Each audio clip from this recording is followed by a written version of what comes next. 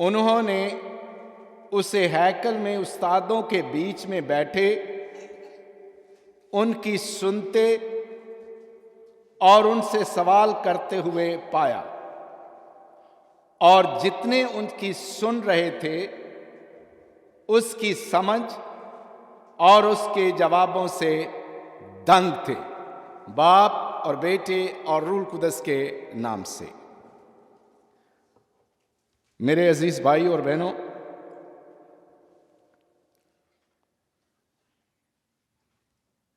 आज का ये बयान बड़ा खूबसूरत है और हम सब के लिए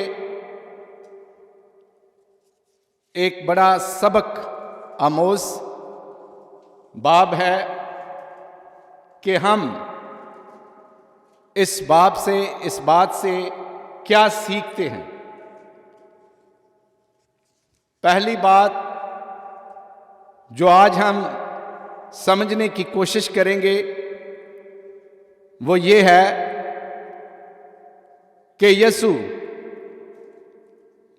अपने वालिदैन के साथ नासरत को आया और उनके ताबिया रहा।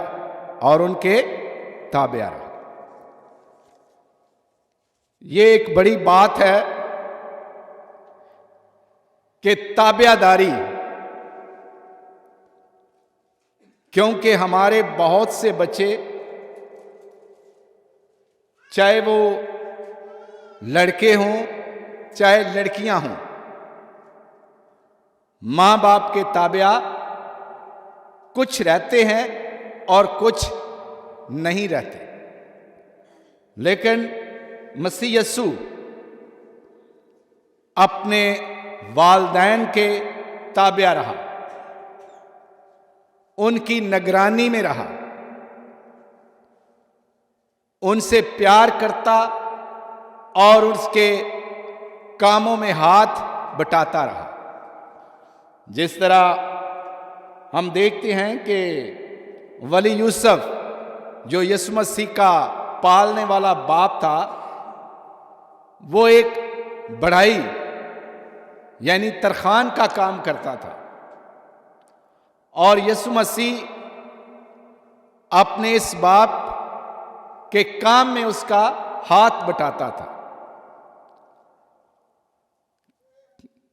हो सकता है कि उसने चारपाइयां बनाई हों, हो सकता है कुर्सियां बनाई हों, मेज बनाए हों, खिलौने बनाए हों, तो वहां से वो चीजों के बनाने के साथ साथ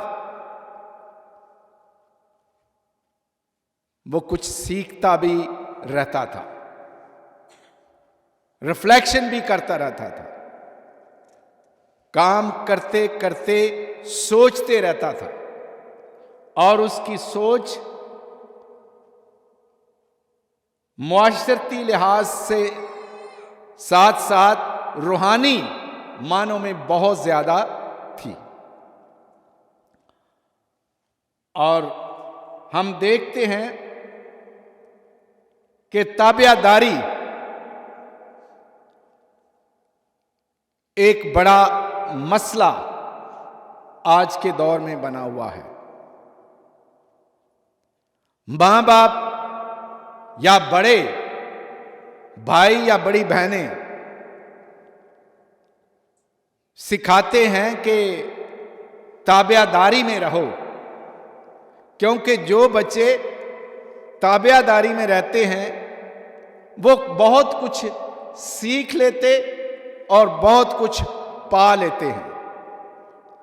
लेकिन जो बच्चे हठ धर्म हो जाते हैं, मां बाप के कहने से बाहर निकल जाते हैं, तो उनकी जिंदगी अपनी भी अजीरन बन जाती है और वो अपने मां बाप की जिंदगी भी, बहन भाइयों की जिंदगी भी, अजीजो अकारब की जिंदगी को भी अजीरन बना देते हैं, दुखी बना देते हैं।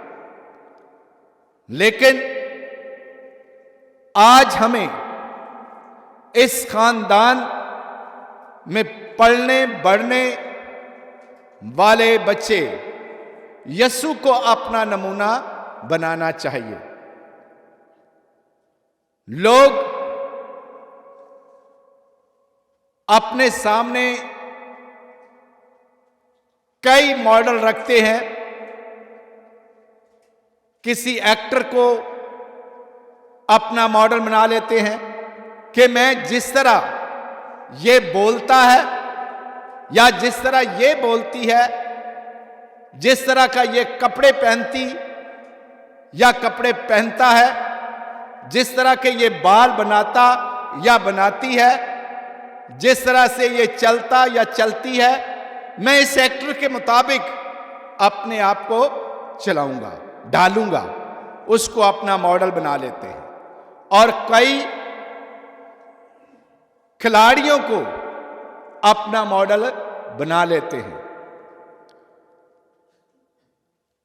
कई उस्तादों को अपना मॉडल बना लेते हैं। लेकिन जो किसी अच्छे शख्स को अपना मॉडल बनाते हैं, उसके मुताबिक अपनी जिंदगी, अपना चाल चलन, अपना उठना बैठना बना लेते हैं, वो तो अच्छे हो जाते हैं। और जो बुरे लोगों को अपना मॉडल बना लेते हैं, वो बुरी जिंदगी गुजारते हैं। कई आपने देखा होगा कि जो बुरी महफिल में बैठते हैं, वो बुरे तरीकों से ही अपने आप को फिर परवान चढ़ाते हैं। मां बाप का नाम रोशन करने की बजाय मां बाप के नाम को डुबो देते हैं, मां बाप के नाम को दाग लगा देते हैं। लेकिन जो अच्छी तरबियत पाते हैं, मां बाप के लिए एक सितारा बन जाते हैं। लोग उनकी तारीफ करते हैं तो इनडायरेक्ट उनके मां बाप की तारीफ होती है। अगर अच्छा बच्चा होगा तो लोग पूछते हैं ये किसका बेटा या किसकी बेटी है, तो फिर वो उसकी तारीफ करते हैं। बच्चे की तारीफ के साथ साथ मां बाप की तारीफ भी होती है। तो अगर बच्चा बुरा होगा तो मां बाप की जिंदगी भी अजीरन बन जाती है, क्योंकि उनके बुरे के साथ मां बाप के नाम को भी लोग बुरा समझते हैं। मां बाप को भी बुरा समझना लगते हैं कि ये कैसे मां बाप हैं जिन्होंने अपने बच्चे को तरबियत नहीं दी। तो आज हमने इस विरद से ये बात सीखनी है कि मुकद्दसा मरियम ने किस तरीके से अपने बच्चे की तरबियत की, उसके उठने बैठने में उसकी तरबियत की, उसके चलने फिरने में उसकी तरबियत की, उसके पढ़ने लिखने में उसकी तरबियत की, उसके बाद लोगों से करने और रिश्तेदारों को पहचानने में उसकी तरबियत की। और उसकी तरबियत का यह नतीजा इस आयत में पूरा होता है, जो लास्ट आयत हमने पढ़ी आज के विरद की। और यीशु हिकमत और कद्दो कामत में और खुदा की और इंसानियत की मकबूलियत में तरक्की करता गया। दो बड़ी बातें हैं इसमें। हिकमत में, विजडम, दनाई में यीशु इस कदर आगे बढ़ता गया, कुव्वत पाता गया कि लोग उसके सवालों से, उसके जवाबों से दंग रह जाते थे।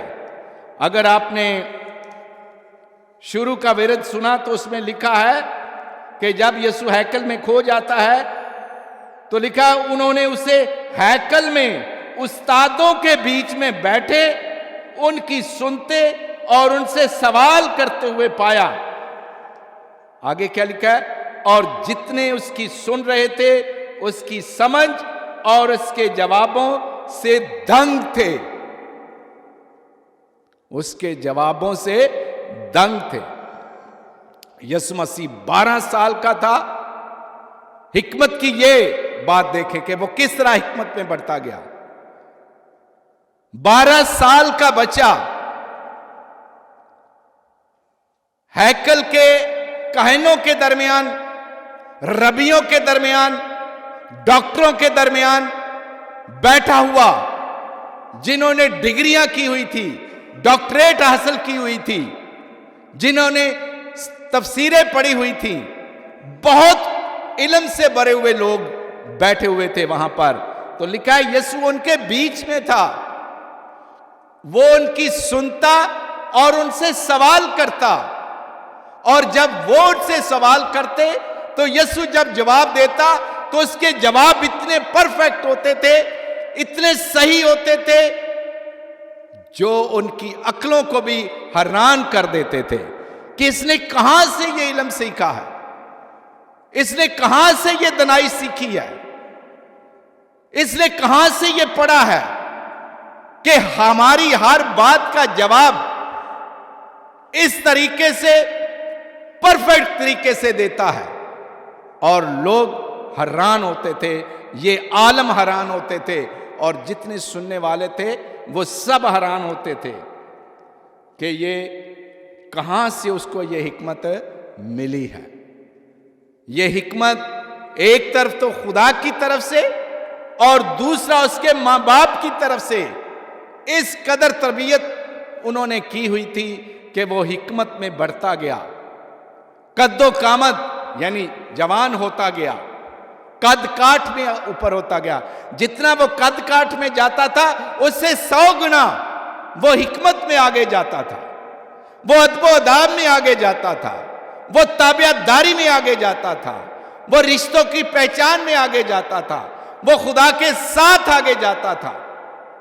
और ये खुदा की बहुत बड़ी रहमत उनके साथ थी कि उनका बेटा उनके ताबिया था, और वो खुश थे कि हमारा बेटा आवारा नहीं है, हमारा बेटा लफंगे लोगों के साथ नहीं चलता फिरता, बल्कि वो अपने माँ बाप के साथ उनके कामों में भी हाथ बटाता था। और दूसरी बात जो बड़ी खूबसूरत है, लिखा है खुदा की और इंसान की मकबूलियत में तरक्की करता गया। वो खुदा की नजर में भी बहुत आगे बढ़ गया, बहुत आगे बढ़ गया। आपने देखा होगा, सुना होगा या पढ़ा होगा कि जब पहली दफा यीशु मसीह, जब लोग यूहन्ना से बपतिस्मा ले रहे थे तो वो भी गया और बपतिस्मा लेने लगा। तो जब बपतिस्मा लेने लगा तो क्या आसमान से रूह कुदस कबूतर की मानेद उस पर उतरा और आसमान से एक आवाज आई।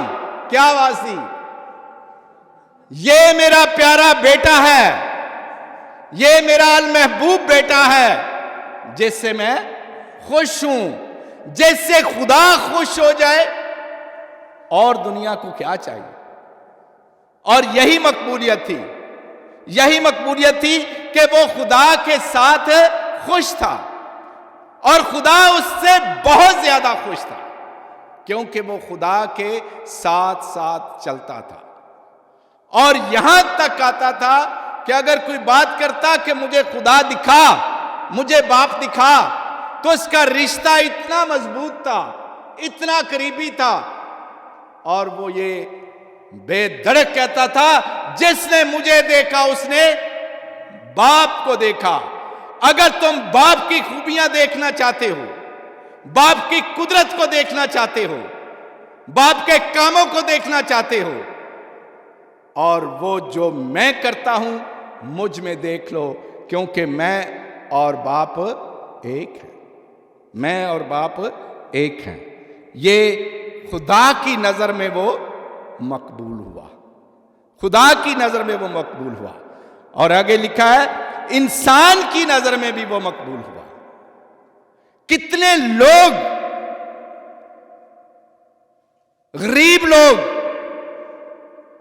बीमार लोग, मुआशरे से रद्द किए हुए लोग जब यीशु के पास आते थे तो वो उन्हें छुटकारे की बात देता था, वो उनकी बीमारियों से उन्हें रहाई देता था, उनके दुखों से उन्हें छुटकारा देता था, खलासी बख्शता था। तो उसकी कदर बहुत ज्यादा होती गई, यहां तक कि जब वो यरूशलेम में दाखिल होने से पहले लोग इकट्ठे होते हैं तो लोग उसके अंदर अपना मसीहा ढूंढते हैं कि ये मसीहा है जो दुनिया को निजात देगा। इसमें यह खूबी है कि ये हमें रोमियों से निजात दिलाएगा और वो उसे अपना बादशाह बनाने की कोशिश में होते हैं। बादशाह बनाने के लिए वो गधी का इंतजाम करते हैं और उसके ऊपर जब यीशु मसीह बैठते हैं, बैठाते हैं उनको, तो लिखा है वो डालियां, खजूर की डालियां, कपड़े अपने उसके आगे आगे फेंकते और क्या पुकारते हैं, होशना होशना, खुदा की तारीफ हो, खुदा की तमजीद हो, खुदा की वडियाई हो। होशना होशना, मुबारक है वो जो खुदावंद के नाम से आता है, खुदावंद के नाम से आता है। बिल्कुल पूरा हजूम वो उसको अपना बादशाह बनाने के लिए तैयार हो जाता है। क्यों? क्योंकि उसने काम ऐसे किए, उसकी तालीम ऐसी थी जिसने लोगों को हैरान कर दिया, उसके मोजज़े ऐसे थे जिसने दुनिया को हैरान कर दिया और उसकी हैरानगी की वजह लोगों के दिलों में उसके लिए मोहब्बत और मकबूलियत बढ़ती गई। और ये आयत आज पूरी हुई और यीशु हिकमत और कद्दो कामत में और खुदा की और इंसान की मकबूलियत में तरक्की करता गया। आज के दौर में हम अगर मसीही अपनी औलाद को, अपने बच्चों को मसीही पारसाइयों के मुताबिक, मसीही असूलों के मुताबिक, मसीही रवैयों के साथ परवान नहीं चढ़ाते तो हम में बहुत बड़ी कमी है। कमी हमारी औलाद में नहीं, कमी हमारे बच्चों में नहीं, हमारे बेटों और बेटियों में नहीं, कमी हम में है कि हम उनको सही तरीके से तरबियत नहीं दे रहे।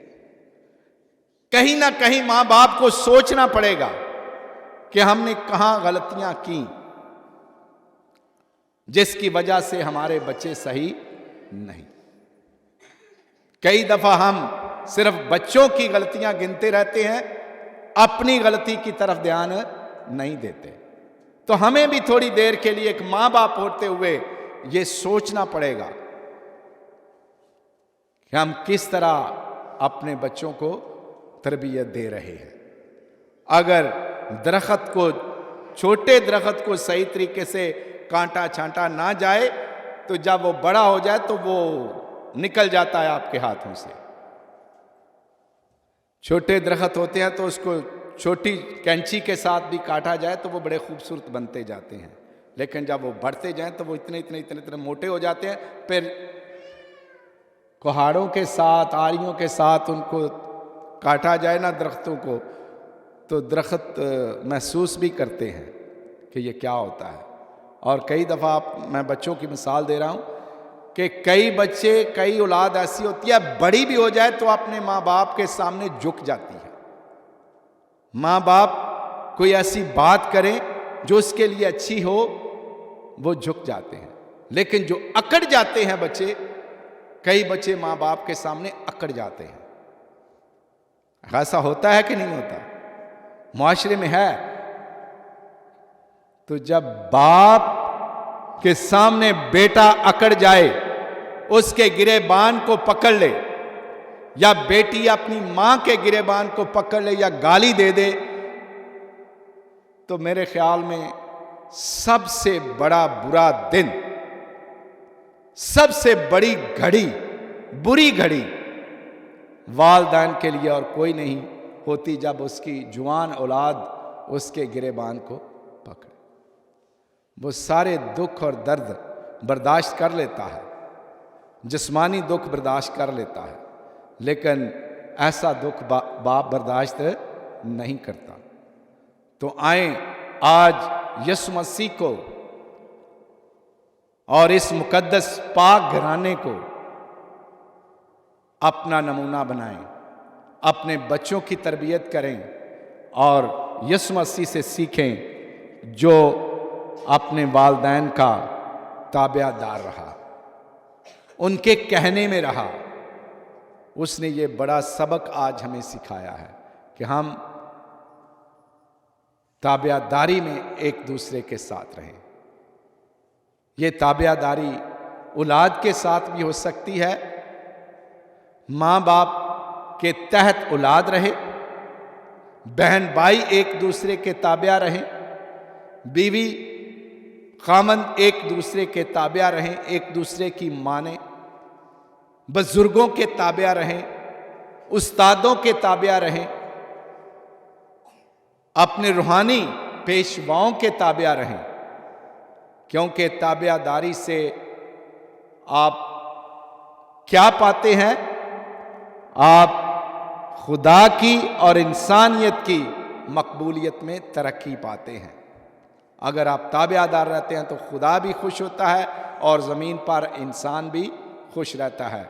खुदा मुझे और आप सबको बरकत दे कि हम अपने आप को भी इस ढांचे में डालें और इस ख़ानदान के इस बड़ी मिसाल को अपनी ज़िंदगी का हिस्सा बनाएं, इसको नमूना बनाएं कि हम अपने बच्चों की अच्छी तरबियत करें। और बच्चों के लिए एक बड़ा सबक है कि वो अपने वालिदैन के ताबिया रहें, बाप और बेटे और रूह कुदस के नाम से।